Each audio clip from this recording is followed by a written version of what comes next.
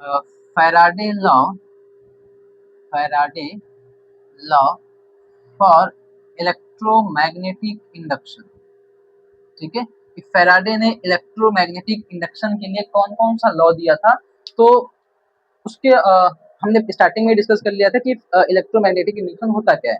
तो फैराडे ने वही बताया था कि जब किसी कंडक्टर बॉडी को आप यूनिफॉर्म मैग्नेटिक फील्ड में रखते हो तो एक करंट इंड्यूस्ड होता है। ठीक है, तो उन्होंने पहली बात तो यही बोली थी, when a conductor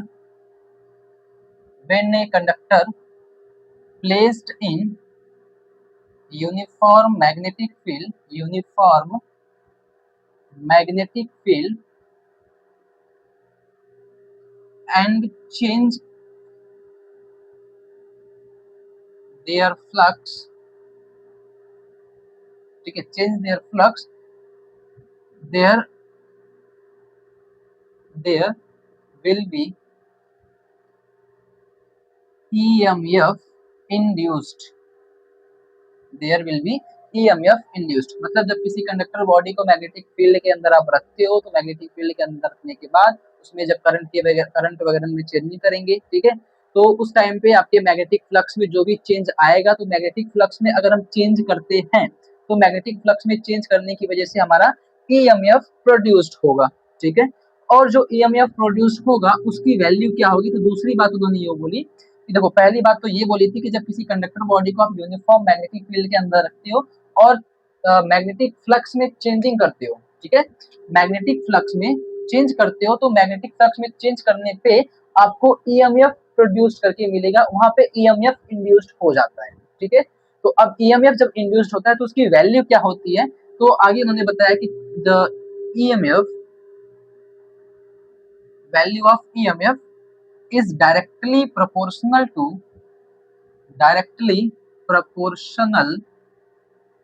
to rate of change of magnetic flux। ठीक है, दूसरा लॉ क्या बताया उन्होंने कि जब EMF जो प्रोड्यूस्ड होगा उस EMF की वैल्यू अगर पता करनी हो तो rate of change of is directly proportional to rate of change of magnetic flux. जो EMF होगा वो मैग्नेटिक फ्लक्स के डायरेक्टली प्रोपोर्शनल होगा। ठीक है, तो कैसे लिखेंगे, EMF लिखेंगे हम लोग उसके मैग्नीट्यूड के हिसाब से लिखेंगे। ठीक है, जो EMF होगा वो डायरेक्टली प्रोपोर्शनल होगा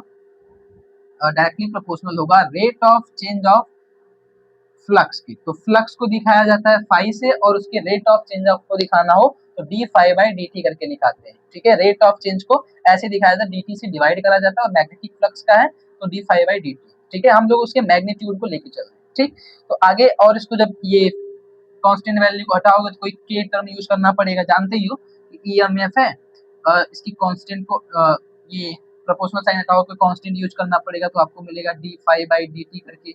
और एक कांस्टेंट की वैल्यू अगर एक हो, ठीक है, एयर वगैरह में चल रहा हो एक हो, तो EMF की वैल्यू आपको मिलेगी d phi by d t. ये मैग्नीट्यूड के टर्म्स में लिखा गया है। ठीक है, और यही होता है आपका EMF का formula by Faraday law, EMF is equal to d phi by d t. ठीक है, चेंज इन या फिर ये कह सकते हो rate of change of magnetic flux. Magnetic flux में टाइम के साथ में क्या क्या चेंजेस आएंगे, तो जो भी EMF इंड्यूस्ड होगा वो उसके इक्वल के बराबर आएगा। ठीक है, उसकी वैल्यू के बराबर आएगा। तो ये होता है आपका EMF। ठीक है, और अगर देखो अब इन्होंने इतना बोल के छोड़ दिया, फैराडे ने इतना बोल के छोड़ दिया कि जब किसी कंडक्टर बॉडी को मैग्नेटिक फील्ड के अंदर रखते हो तो EMF प्रोड्यूस्ड होता है और EMF जो प्रोड्यूस्ड होगा उसकी वैल्यू होती है d phi by d t. ठीक है, इतना बोल के उन्होंने छोड़ दिया। तो फिर आगे बात आई कि उसका अगर सपोज करो कि अगर बात यह है कि अगर आपकी सर्किट क्लोज हुई, सर्किट चाहे एयर में रखी हो चाहे कहीं पे भी रखी हो, अगर सर्किट क्लोज हुई तो जाहिर सी बात है उसमें करंट फ्लो करेगा तो करंट भी इंड्यूस्ड होगा। अगर सर्किट क्लोज हुई तो करंट भी इंड्यूस्ड होगा। तो उस करंट की वैल्यू को कैसे मेजर करेंगे और उस करंट की डायरेक्शन कैसे पता करेंगे, इसके बारे में क्वेश्चन उठाया गया। तो फिर जैसे सपोज करो अगर आपकी सर्किट क्लोज हुई तो करंट की वैल्यू अगर निकालना हो जाए तो वो उसकी वैल्यू होती है EMF। अच्छा, EMF को ना ऐसे भी दिखाया जाता है, इस तरीके से EMF को इस तरीके से भी दिखाया जाता है, EMF डिवाइड बाई R। ये इसका फॉर्मूला बनेगा EMF divide by R, current की वैल्यू का। अगर आपकी सर्किट क्लोज हुई तो इंड्यूस्ड करंट का फॉर्मूला ये होगा ईएमएफ डिवाइड बाई आर। ठीक है, आर मींस रेजिस्टेंस होता है, ईएमएफ मतलब पोटेंशियल या आपके इलेक्ट्रोमैग्नेटिक इंडक्शन के केस में। ठीक है, तो इसका फॉर्मूला इस तरीके से भी लिख सकते हो, आई इंड्यूस्ड, ये हो जाएगा आई इंड्यूस्ड, ईएमएफ की वैल्यू पुट अप करेंगे तो d five by d t divide by R. तो ये आपके इंड्यूस्ड करंट की वैल्यू हो जाएगी d five by d t divide by R. ठीक है, तो अगर सर्किट क्लोज, ये तब आएगा if circuit is closed, circuit is close. अगर आपकी सर्किट क्लोज हुई तो उस टाइम पे जो इंड्यूस्ड करंट आएगा उसकी वैल्यू होगी ईएमएफ डिवाइड बाई आर, या फिर आप बोल सकते हो mod of d five by d t divide by R. ठीक है, तो ये क्वेश्चन उठाया गया कि जो भी इंड्यूस्ड करंट जनरेट होगा, ठीक है, कि जो भी इंड्यूस्ड करंट जनरेट होगा उसका डायरेक्शन कैसे पता करेंगे, किस डायरेक्शन में करंट इंड्यूस्ड हुआ है। ठीक है, तो उसके बारे में फिर लेंज नाम के साइंटिस्ट ने बताया। तो ये प्रोसेस तो सब सही था, कोई प्रॉब्लम नहीं थी, बस डायरेक्शन के बारे में, करंट के बारे में नहीं बता पाया, तो उसके बारे में फिर लेंज नाम के साइंटिस्ट ने बताया कि what is direction of current, जब भी करंट कोई इंड्यूस्ड होगा तो उसकी डायरेक्शन हम कैसे पता करेंगे। ठीक है, तो इनको नोट करिए, फिर आगे हम लेंज लॉ के बारे में डिस्कस करते हैं। ठीक है, अगली हेडिंग रहेगी हम लोग की Lenz law.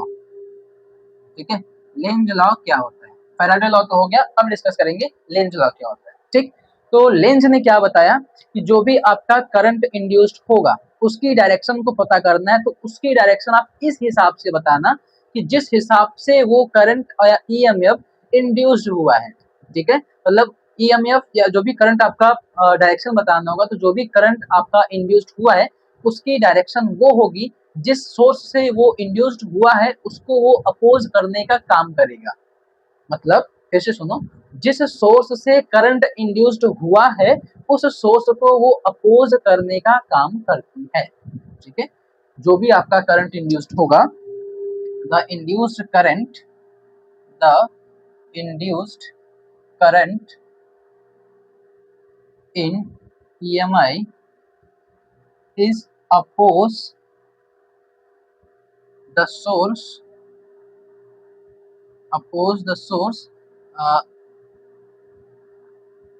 for which it can induced, जिस सोर्स की वजह से वो इंड्यूस्ड हुआ होगा।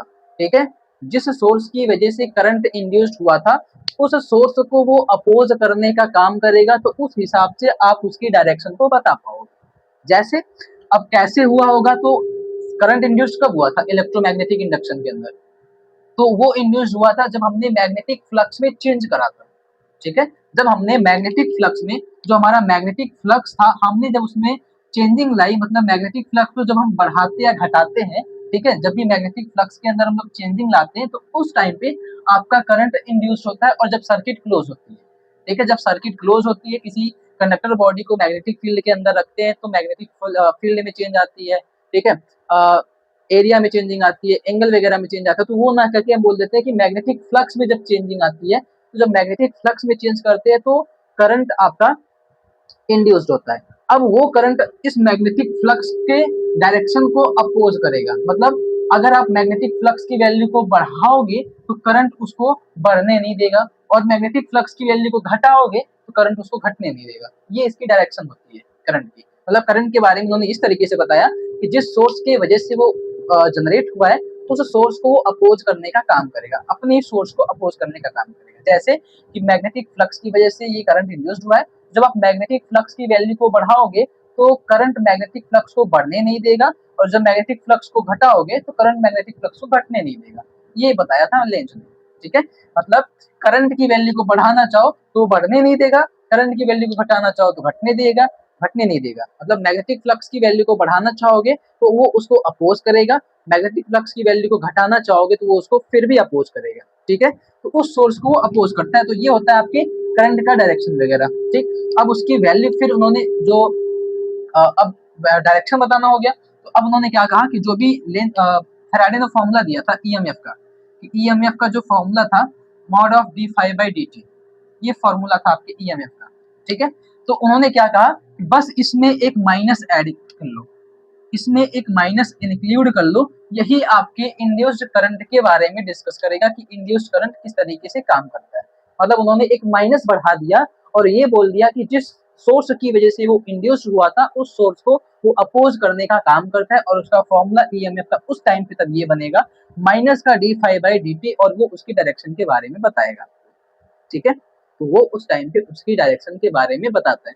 जैसे मान लो आपके पास में एक यूनिफॉर्म मैग्नेटिक फील्ड है, सपोज आपके पास में यूनिफॉर्म मैग्नेटिक फील्ड है, उस यूनिफॉर्म मैग्नेटिक फील्ड के अंदर आप एक कॉइल रखते हो, इस तरीके से आपने एक कॉइल रखी, ठीक है, और ये मान के चलते कि ये जो मैग्नेटिक फील्ड है वो अंदर की तरफ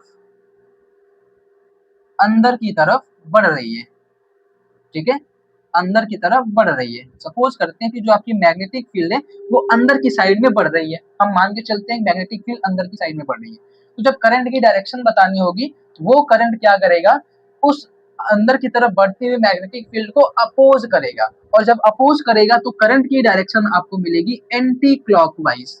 ठीक है, जब मैग्नेटिक फील्ड ऐसे अंदर की साइड जाएगा, ठीक है, बढ़ती हुई अंदर की साइड जाएगी, तो करंट जो इंड्यूस हुआ होगा वो उसकी वैल्यू को रोकेगा, उसको अपोज करेगा और एंटी क्लॉकवाइज डायरेक्शन में वो घूमना स्टार्ट करेगा। मतलब करंट की जो डायरेक्शन होगी वो एंटी क्लॉकवाइज होगी उस टाइम पे। ठीक है, करंट की वैल्यू क्या होगी, एंटी क्लॉकवाइज। ठीक, दूसरी कंडीशन में ऐसा कह सकते हो सकता है कि एक मैग्नेटिक फील्ड की वैल्यू घट भी रही हो।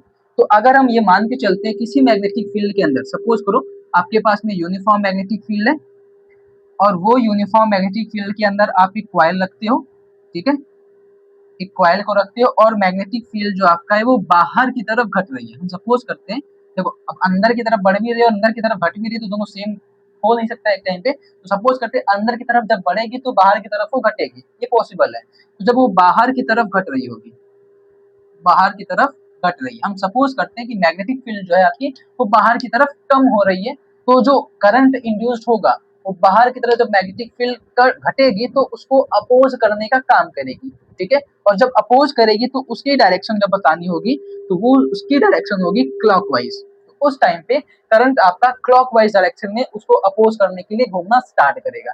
जब मैग्नेटिक फील्ड अंदर की साइड बढ़ेगी तो उसको अपोज करने के लिए एंटी क्लॉकवाइज घूमेगी, और जब मैग्नेटिक फील्ड आपकी बाहर की तरफ घट रही होगी उसको अपोज करने के लिए वो करंट आपका क्लॉकवाइज डायरेक्शन में घूमना स्टार्ट करेगा। मतलब उस टाइम पे आपके करंट की डायरेक्शन क्या होगी, तो करंट की डायरेक्शन होगी क्लॉकवाइज, क्लॉकवाइज। ठीक है, तो इस तरीके से आप करंट की डायरेक्शन को बता पाओगे विद द लेंज लॉ। ठीक है, ये लेंज ने आपका ये चीज डिस्कस करके बताया था। ठीक है, चलिए, तो आई होप आपको लेंज लॉ कंफर्म हो गया होगा, समझ में आ गया होगा कि किस तरीके से काम करते हैं। उसका फॉर्मूला में आपको माइनस बढ़ा के चलना है और उसका ये डेफिनेशन वगैरह कर सकते हो। ठीक है।